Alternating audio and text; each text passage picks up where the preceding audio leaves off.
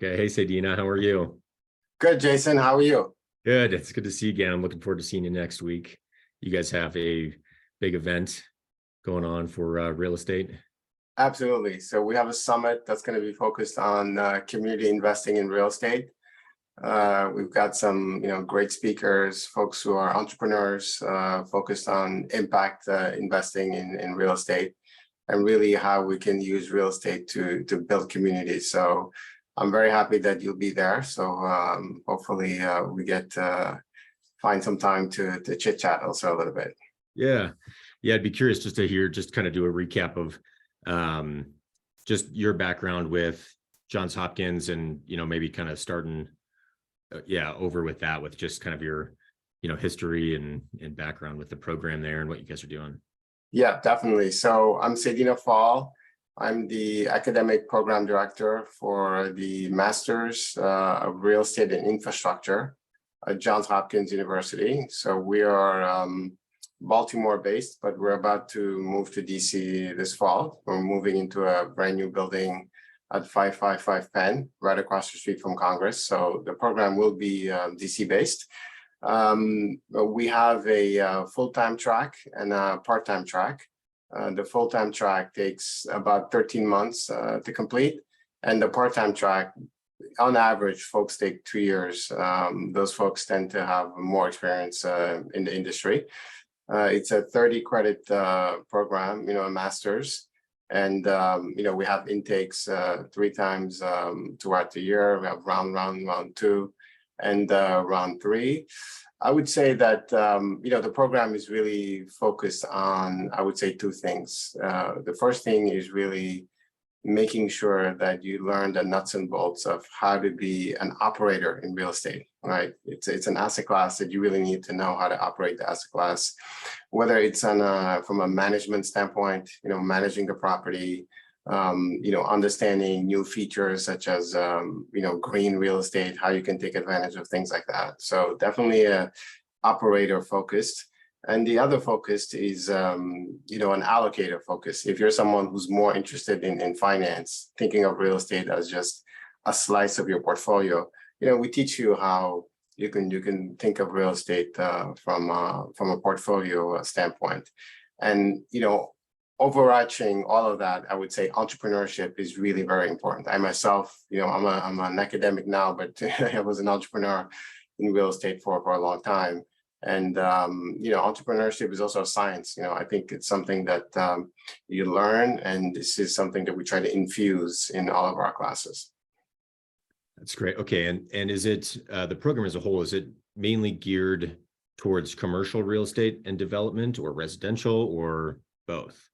Yeah, I would say both.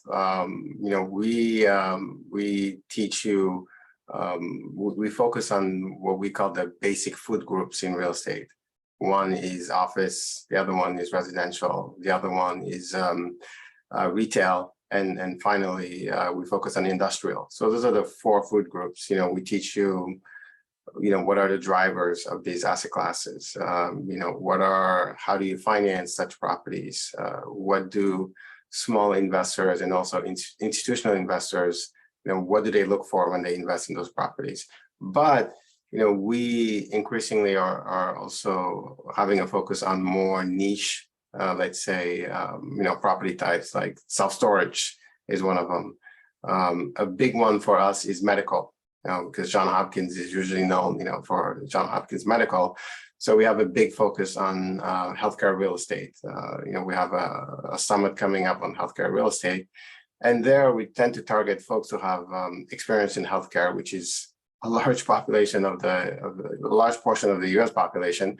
But then how can you use that entrepreneurial drive, that you have, and potentially, pivot your healthcare career into a healthcare real estate career, whether it's managing hospitals, managing medical office buildings, life science, or, try to be a developer, in those fields as well. So I would say that we tend to take a broad view of, definition of what real estate is. That's great. Okay. So, and, people that are interested in that. So just to gain an understanding on that, because there's a lot of self-taught, people with real estate, or maybe people that listen to podcasts or YouTube videos, and they or they practice as a real estate agent or real estate broker. What would this program typically gear somebody towards, career wise or entrepreneurship wise, that people may not get on their own or through some of these other simple resources and stuff? Yeah, no, it's a great question, Jason. I would say, the most likely career outcome based on data, this program, by the way, has been around 30 plus years. We're the oldest program in the DMV, area. So when I look at our graduates, we have a lot that go into the bucket of asset management / property management. So that means, you are working for a big, property developer. For example, in this area, one big property developer is Bozzuto, for example. We have a lot of folks who work for Bozzuto. And what they do is, they start their career as project managers. They work on projects. So they get to learn the construction side of the business. Then they get to learn the financing side of the business. And then you get to learn that you have to learn really how to coordinate everything. You really need to be a good manager. Then from a project, you start managing multiple projects. Then you start managing a region. So you have a lot of these big real estate firms who have huge footprints, and they need asset managers. They need folks who really can manage these assets. So we have a lot of graduates who end up in careers like that. I would say the other prominent career sort of outcome for folks who finish this program is just work on Wall Street. Real estate has been, in my opinion, disrupted by huge, pools of money. You can call them funds or private equity, whatever the term of the moment is, but it's Wall Street folks who raise a lot of money, and they're just want to be the biggest landlords or the biggest developers, mainly landlords in America. So we have a lot of graduates who work for companies like Blackstone, for example. So when you're there, you're on the Wall Street side of real estate. And finally, we have graduates who are a little older. A lot of them, focus on a specific area. They used to be brokers. And, whether you're doing commercial leasing, residential leasing, the idea is that you really want to learn the vocabulary of real estate finance, right? These are folks who know an area very well. They know the real estate business inside and out. But what they're lacking is, how do I take my local market knowledge and let's say become a developer, for example. When you become a developer, it's entrepreneurship, but you also have to learn sort of like the finance side of the business, particularly risk management, right? You have to understand loan to value ratios. You have to understand real estate cycles, things like that. And, building relationships is also very important. We have a very strong board of advisors. The reason why, I would venture to say that, we have one of the strongest boards of advisors. And what I mean by strong is really a deep pool of C-suite folks who are on our board, is because we've been around since the 90s. So we have a lot of folks who graduated from our program that are now in C-suite. So students really get access to them and get to, get some mentorship. So I know it's kind of a long-winded answer, but I would say definitely, students need to learn the sort of finance lingo of real estate that, is lacking in in a lot of careers that, let's say you learn the real estate business from, like you said, mastermind, things like that.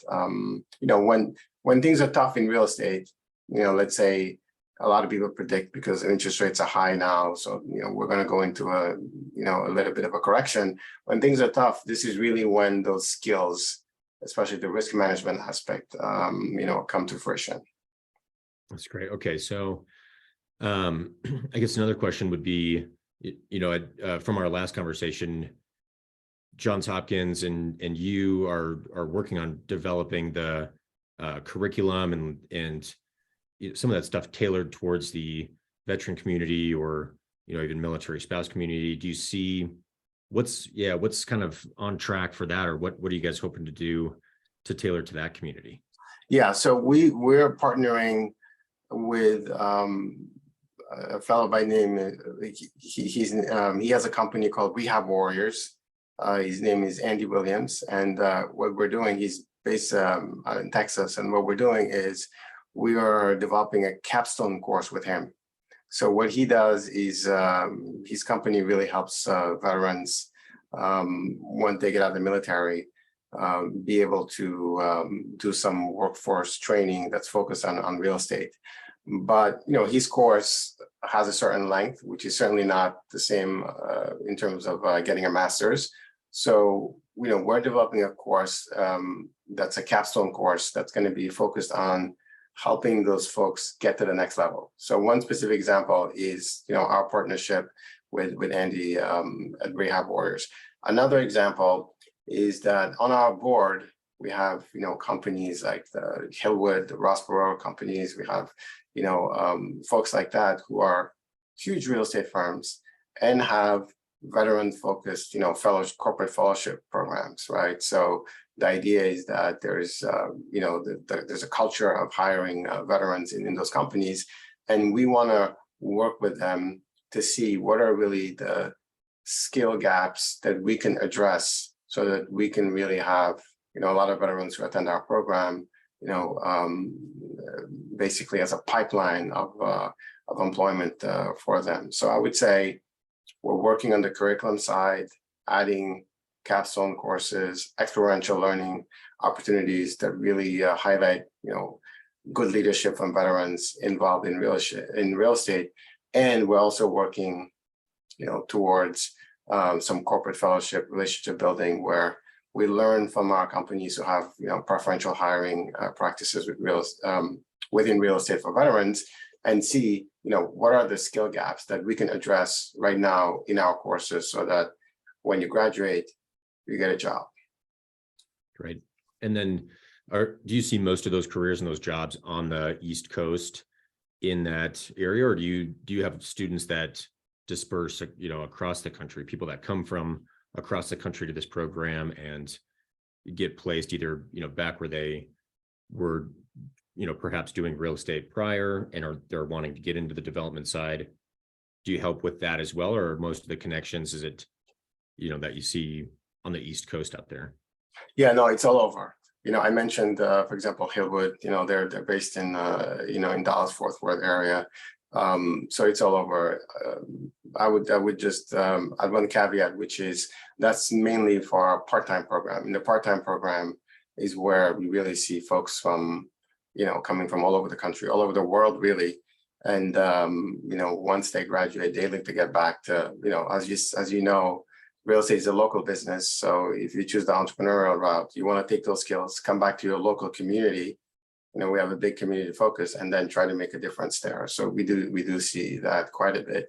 But in our part-time program, in the full-time program, it's different. It's people who are maybe let's say 2 years at most out of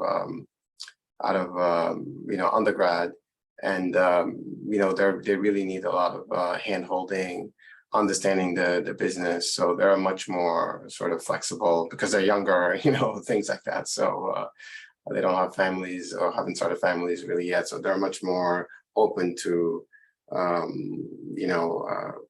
whatever job opportunity is going to be there for them. But in the full-time program, we definitely have folks who want to go back to their communities and make a difference there. And we definitely try to help there.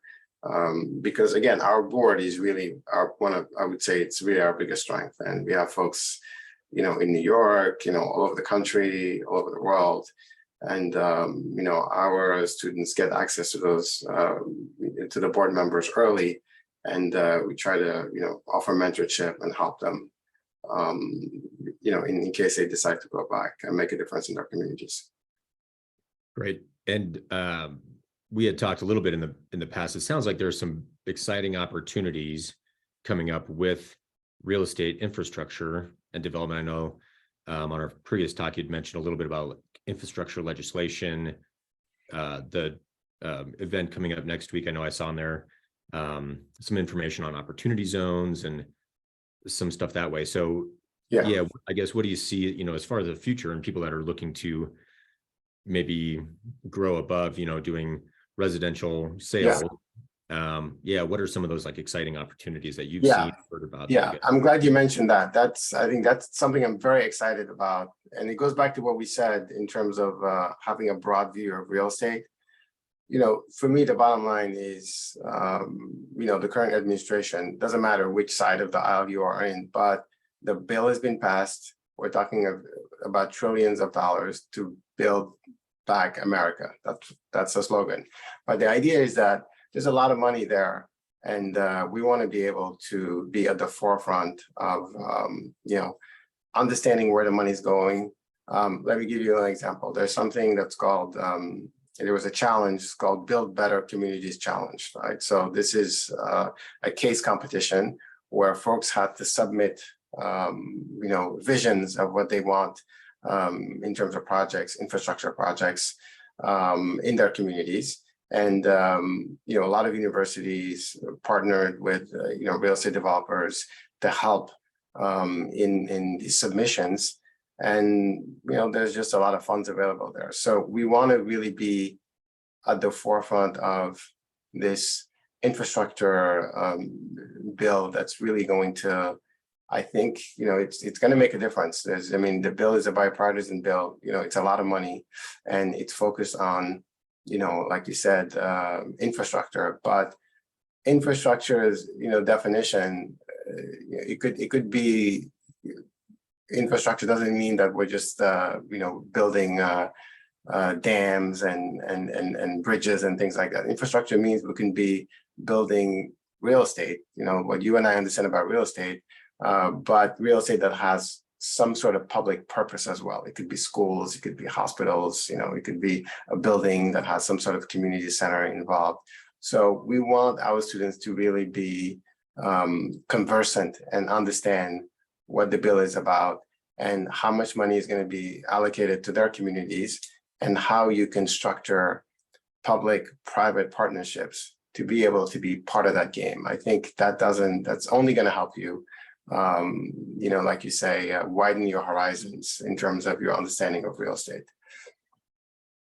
And that's great. So and having this program geared towards real estate, it sounds like that is fairly rare when it comes to MBA programs around the country. Like what you guys have developed is pretty special when it comes to, if people are looking at, an MBA program or something like that. This one is quite unique. Yeah, I'm glad you asked the question. You're a great interviewer. So that's an important question. Is that our program is in the School of Business, right? So we're in the business school. I've been involved with many schools. As I said, my background, I was a real estate entrepreneur. I had my own company for 12 years. But then when I left that, I did a lot of teaching just because I love teaching. So I taught at many schools. The reason I say that is that most of the schools are in the School of Continuing Education. Most of the real estate programs are in the School of Continuing Education. Right? That in itself, that's just a fact. It's neither good or bad. However, to your point, we're not in the School of Continuing Education. We're in the business school. We think that that's an advantage because, a lot of our students want general, also management understanding, right? And you get that in a business school. You get to take courses like statistics, you get to take courses like business communication, which may not, at first strike you as important in real estate. But I can tell you, speaking to a lot of our C-suite board members, the one guy who runs a huge real estate investment trust, he just told me, he's like, Saidina, we have a ton of people who can execute. They have the grit, they can get it done. What we don't have is people who can lead.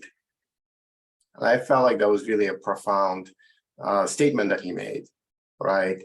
So having the grit to be an entrepreneur, make a lot of money, be successful, it seems to be that, there's a lot of people attracted to real estate that have that skill set.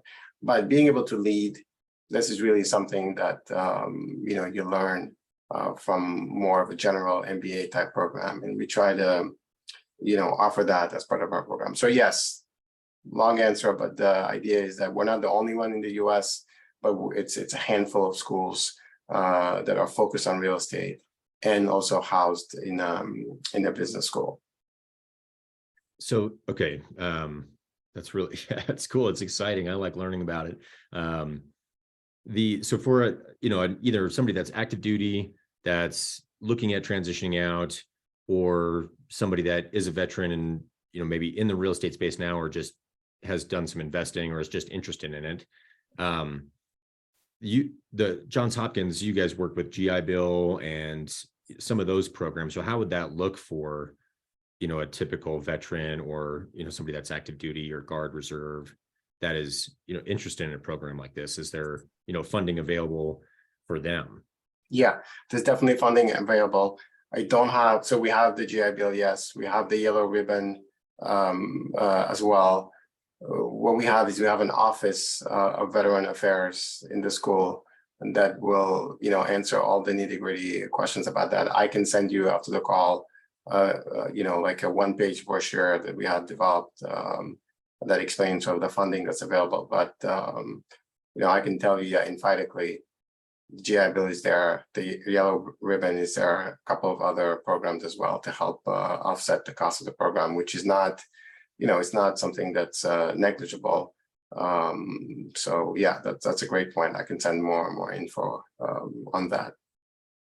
Great. And then your, ideal candidates for the program, would that be people that do have experience in real estate? Do they need to have, certain, GPA standards from previous schooling, or, certain test scores or anything like that, people would have to be aware of, or, any special programs like that for, for veterans with that leadership background? Yeah, so we have to distinguish between the full-time and the part-time. In the part-time program, currently, we don't require GMAT, we don't require GRE. We would prefer if you have some real estate experience, some leadership experience. The reason being is that, I see a lot of applications. The admission team makes some recommendations to me, and then at the end, I look at everything and I decide, okay, yes, no. The way I make that decision for the part-time program is I want to build cohorts that make sense. Oftentimes, students come to me and they say, we want to learn from each other, right? It doesn't really make sense to have a cohort where you have, a couple of folks who have 5+ years experience in real estate, and then, a couple of folks who just graduated who are 22 years old, right? So my main focus is working within the parameters of the admissions, but I want to really build cohorts that make sense. So that means that in the part-time program, I would like to see a little bit of real estate experience, but most importantly, a genuine interest that's been demonstrated, in real estate, right? And in the full-time program, those are sort of like younger, just out of school. And then, those guys, they have pretty much, some of them just have zero experience in real estate. Those are going to be the ones that need a lot more hand-holding from our board, more mentoring.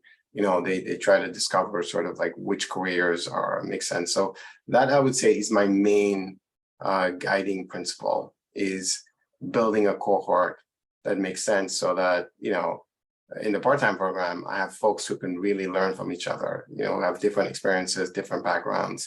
That's why I really think the military is very unique, because you bring folks with a leadership experience that most people don't have, right? You can have a lot of folks like me who lived in New York, worked on Wall Street, things like that. It was but you bring a military, someone who's been, in active duty or something like that. That brings, it brings something different to, organizing, planning, leading, and that's why I'm really interested and looking forward to working some more with our veteran service members.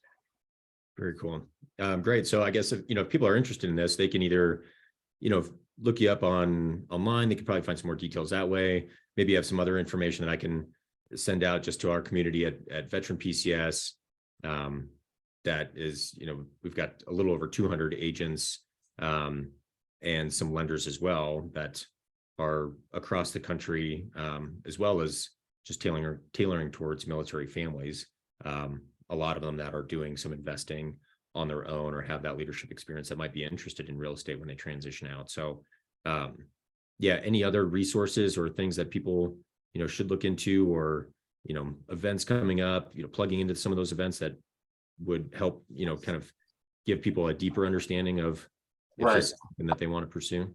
Right. So I will send you a link to the website. I'll send you a one-pager on the program, and then every month we have something called the What's Next in Real Estate speaker series. And I'll send you a link so you could see sort of the archive, what we've been focusing on and what's coming up. And those are really great opportunities for folks, to log in, remotely and just see what we focus on, what the program's about. I think the next one coming up is with the director of data analytics for Avalon Bay, which is a huge, real estate investment trust. They own maybe 100,000 apartments or so. So the idea is really to see how data analytics is changing real estate, what are possible, careers there. So yeah, we have a long archive. I'll send you all that info. And yeah, I look forward to staying connected. Like I said, I'm not a veteran myself, but I appreciate, you giving me this opportunity to talk about our program. I do think that, veterans do bring something that's different, to the table that help make deals get done, in a team. And, this is a niche, for lack of a better word, that I definitely want to tap into. Makes sense being in the nation's capital here. So, I really appreciate the time, Jason. And you asked great questions. So, Great. Yeah, well, I'm looking forward to the event next week, coming out and meeting in person, and some of the other speakers and people that are there. I'll definitely pass all the information out, this interview, for people that are interested in it. Because I think it's fascinating. I think a lot of people, after several years of being in real estate, sometimes they're looking into commercial or they're looking into development, but sometimes don't know where to go. So I think this could be a great resource. I think it's awesome that you guys are focusing on, the veteran curriculum and helping to tailor some of that towards that audience and the leadership side. So I think it's great. I think it's really cool. Looking forward to doing whatever we can as well, just with the network that we built with Veteran PCS, with all the veteran and military spouse real estate agents, mortgage lenders, to see if there's anything that we can do to help as well. Definitely. Thank you so much. Okay, thanks. See you next week. Okay, bye-bye. Looking forward to it.